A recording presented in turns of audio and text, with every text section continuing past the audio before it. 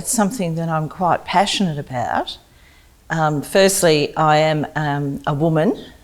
I'm a woman with a disability, and so there's two things that would make it a really important thing to me. So I believe that gender equity is where women are accorded exactly the same rights, benefits, obligations, treatment, acknowledgement as men in our society. No,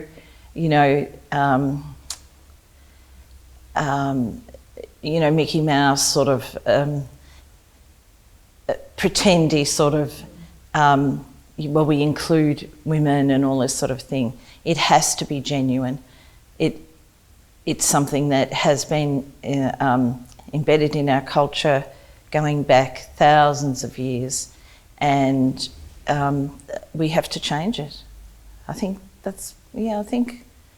it's probably bigger than that, but just in saying that it's treatment that is equal. Why wouldn't it be? It's an issue everywhere. Bendigo's no different. I'm in a position where I use taxis. I mix with many people. I work in a school, so I am mixing with the parents and the children, and they often have the similar views to their parents. Today I ran my girls group at school, and I went through these exact questions with them, and there was much debate. So yes, gender it's an issue in Bendigo, as it is everywhere, and we need to deal with it because the misogynistic philosophy that it's based on is so deeply embedded in our culture. Why would Bendigo be different? Not many, I would say. I think there are some wonderful women coming through, speaking out, and I think that there is more language around about it, but often when people use the language, their behaviour doesn't match it. So we need to become definitely more conscious rather than just unconsciously speak the speak. We have to become conscious about enacting what it really is. And so I have seen more talk in my lifetime about it. I work in the education system. Gender equity is mandated to be taught through a program. Now that can be delivered in any way, but I know when it's delivered by somebody like myself and others, there are some others who are passionate about it, that it has an impact. When you talk to students about pay parity, when you talk to them about male violence towards women, and that if we actually had gender equity, there wouldn't be that issue in our world, Or that's I guess that's a bit idealistic, but it would diminish greatly. So I think there are people and places trying to talk about it. I think sometimes organisations have, titles such as, no offence to you, gender equity officer and all that sort of thing. But it's about the implementation, and these often these ideas of male superiority are deeply ingrained and very, very hard to shift. Well, I really thought about that one. I guess just being a woman. I've been spoken down to. I have been treated less than. And as a woman who speaks her mind, that really rubs bureaucrats up the wrong way. You know, I'm in a process at the moment where I speak my mind, respectfully, I hope, but it's dismissed. I think I've been dismissed in some jobs I've had. I think certainly the job that I do, you know, I can't really seek promotion in that. But I'm sure as a woman, if I was in doing something else, that the system would probably go against me.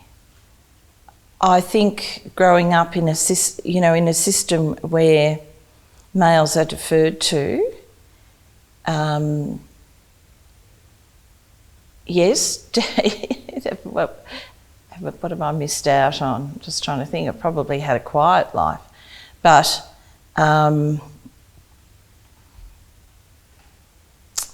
and I went to an all-girls school, so that was different. There were actually some strong women role models there.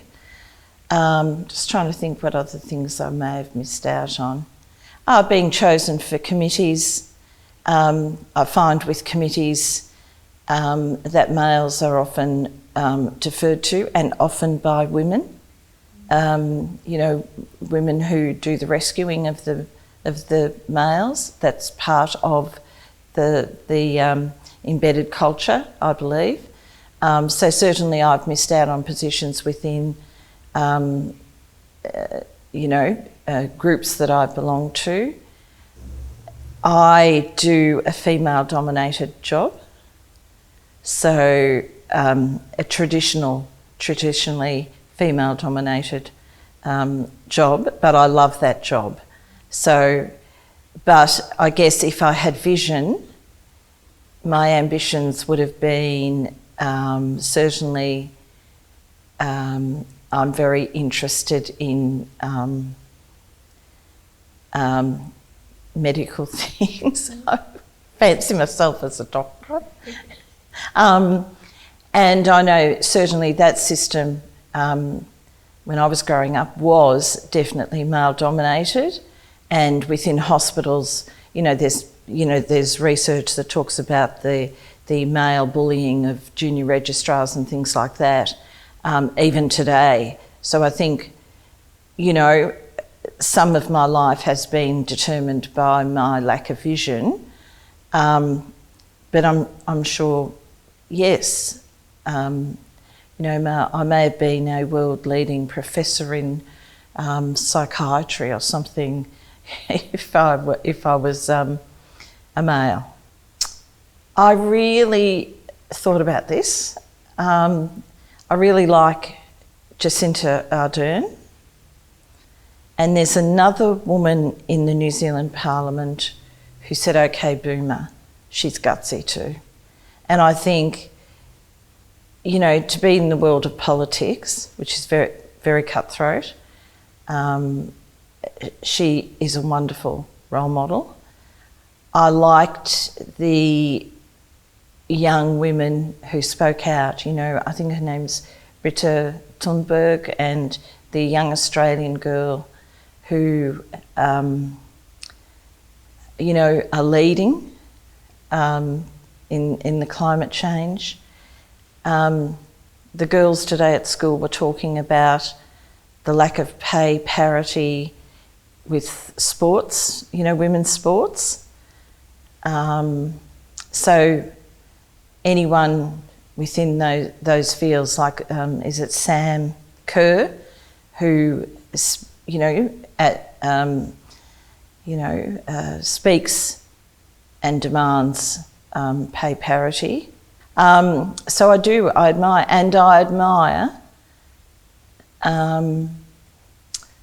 as role models some of the young women I work with in my girls group, in the classes at school. Some of them have pretty shitty lives, and they get themselves to school. They, they're pretty amazing. and I have a lot of hope and a lot of faith. And when they come and we discuss all these questions like we did today, that gives me hope. So they're people. And also I think, just going back a few steps, we need to legislate. You know, we need to become a bit more hardcore. Politicians need to legislate about, you know, equity. You know, that's why I mean it's a bit wishy-washy, you know. You know, you look in some of the political parties, you know. Well, legislate, we need to keep talking about its connection to women's deaths by violent men who use violence. We need to talk about the embedded culture. You know, even on the radio, like I listen to radio because I'm, you know, I find it very hard because my assistive technology isn't working at the moment. And so I can't read the newspaper, so I'm always listening to TV and the radio. And when those boys from St. Kevin's, wasn't it? Was it St. Kevin's? Sang that filthy song about women, so denigrating about women on the tram, the talk back was mainly men ringing up.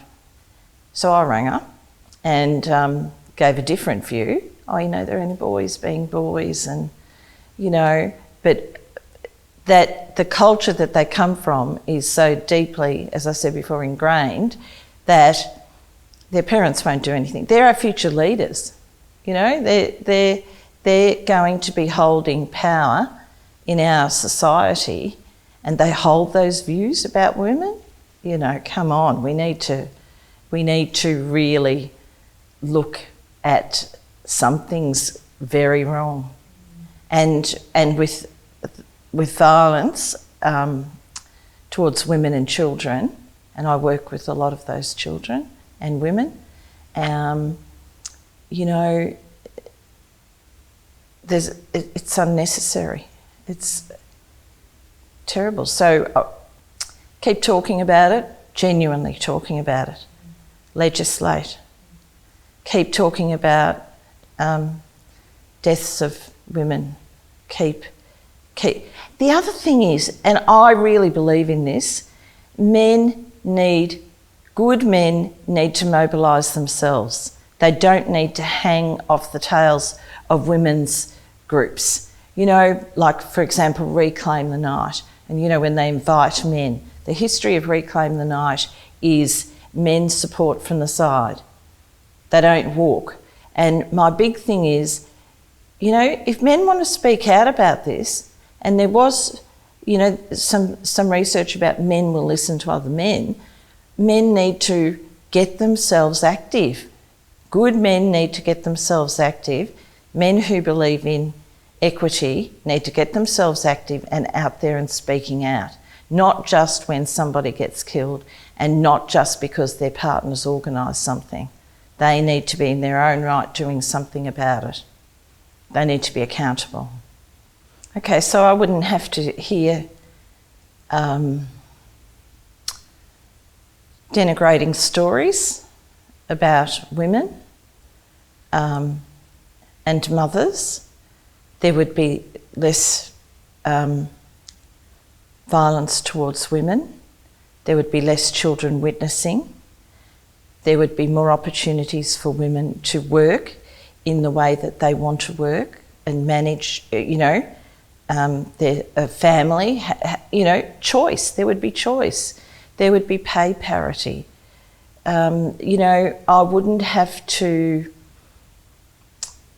deal sometimes because I remember, you know, because I use taxis to get around and I know them all, and we talk, they know, and some we have to agree to disagree on topics.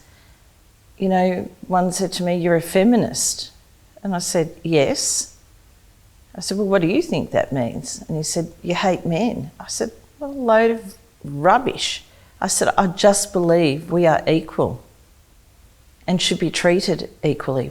You wouldn't have that. You wouldn't have people with skewed ideas about what it is for a woman to have ideas.